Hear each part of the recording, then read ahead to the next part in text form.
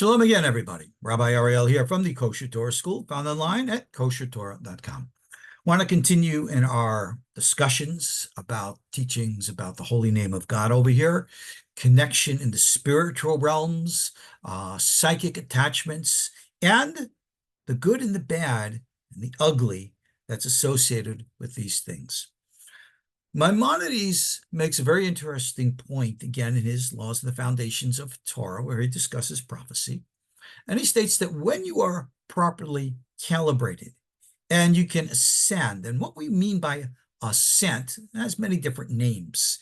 In modern parlance, they will refer to ascent as, remote viewing or astral projection or actual communion with higher dimensional entities.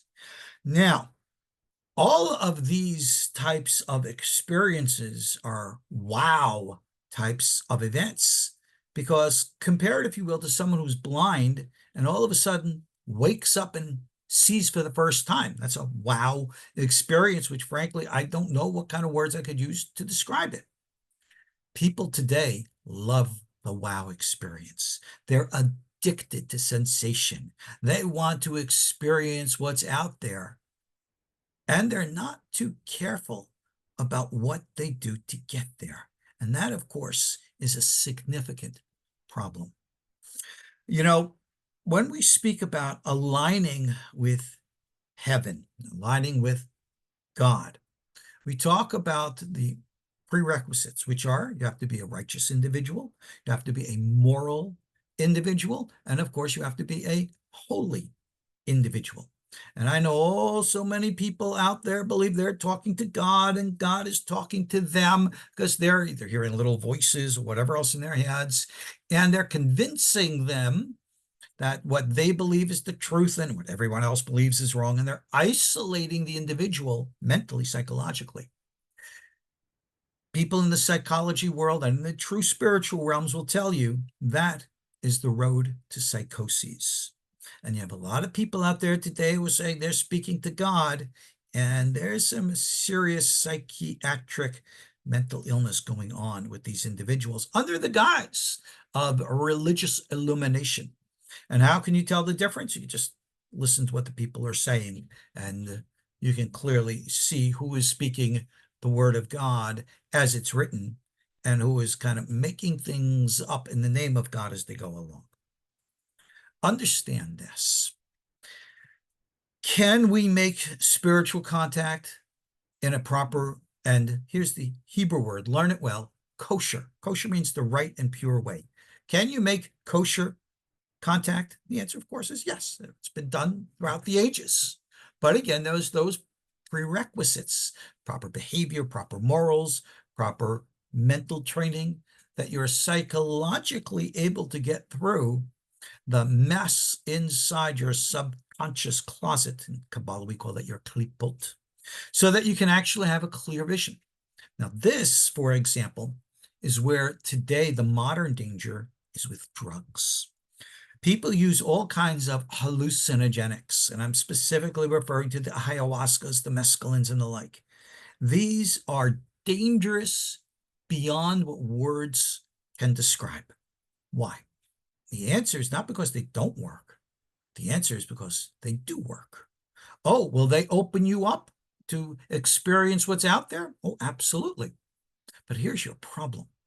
You see, in quote, what's out there isn't what you think. What's out there is a very, very busy higher dimension, and it exists under its own rules and laws, one of which is the existence of good and evil, just like we have here.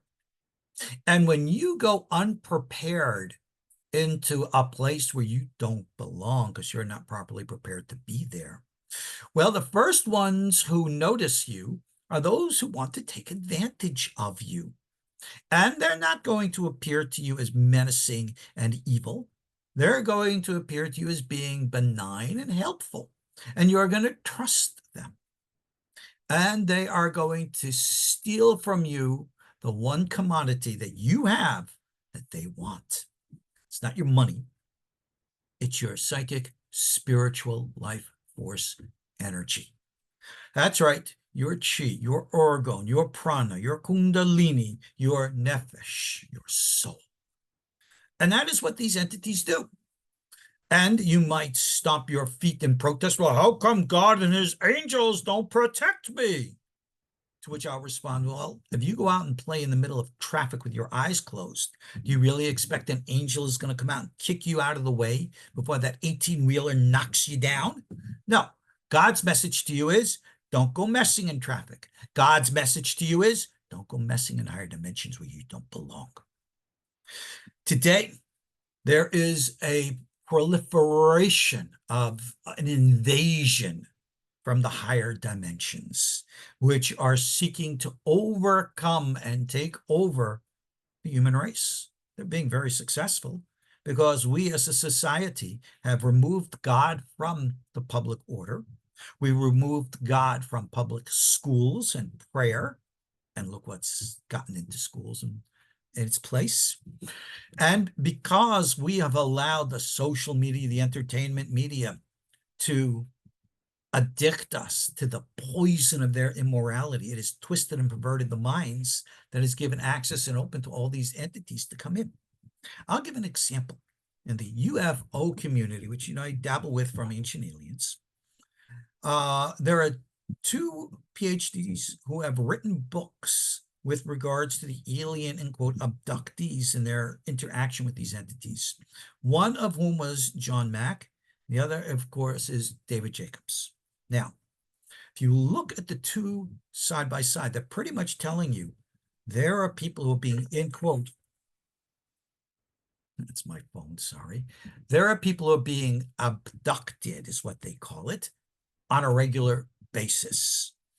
What is the nature of this abduction? Well, you and I might think, well, the aliens come into your bedroom, they zap you with a ray gun, and they beam you up Star Trek style, right? No. What is happening is astral travel. They're taking you into another dimension. And if you look at John Mack's stuff, he thinks it's all positive, well, and good. But if you look at David Jacobs' stuff, he recognizes, like we have for centuries, these guys are bad news. Throughout biblical times, Torah tradition, we've always referred to these as the Shadim. Our brothers and sisters in Islam know them as the jinn. Christians know them as demons. Are they real? You bet your bippy they're real. And they are dangerous. And when you want to go into the higher domains unprepared, they're the ones who are the first ones to greet you, because as far as they're concerned, you are nothing more than cattle to be corralled, to be slaughtered for your meat, your soul. And if you look at the proliferation of immorality and darkness and ungodliness that is perpetrated throughout our societies, that's their influence. And you want to go there? You want to mess with that? Really? Well, you will meet an angel of light who will guide you, and you'll say, oh, it's so holy, it's so beautiful, it's so wonderful. Because you don't realize what's going on, in quote, behind your spiritual back. That is the major danger. So if you really want to commune with that which is holy and that which is kosher, you have to do it the right and holy and kosher way. Now, don't go quoting to me your doctrines. Don't go quoting to me your theologies. My church says this or my church says that. Really, good for you. All right. When you Catholics and you Baptists and you Mormons all want to get together and come together with a single unified embrace of your faith, then start talking to others about it. But in the meantime, you're all so busy saying everybody is demonic and everybody's going to hell. You know what? Stop thinking about who's going to hell and focus on the righteous and moral behavior of who's with God. All right? I don't worry about heaven. I don't worry about hell. I just worry about being with God. Because if I'm with God here, I'll be with God there, wherever that is. The rest doesn't matter. Focus on what's holy, guys. Focus on what's kadosh. Stay away from the drugs. Stay away from all that spiritual stuff that's going to drive you batty unless you make the proper preparations. I teach about these proper preparations. I encourage people to do things that are kosher and holy, because that is our salvation. Everything else will be your damnation. Take that message to heart. God's blessings to you all, and talk to you all in our next video. So thanks all for listening, and we'll be in touch. Shalom.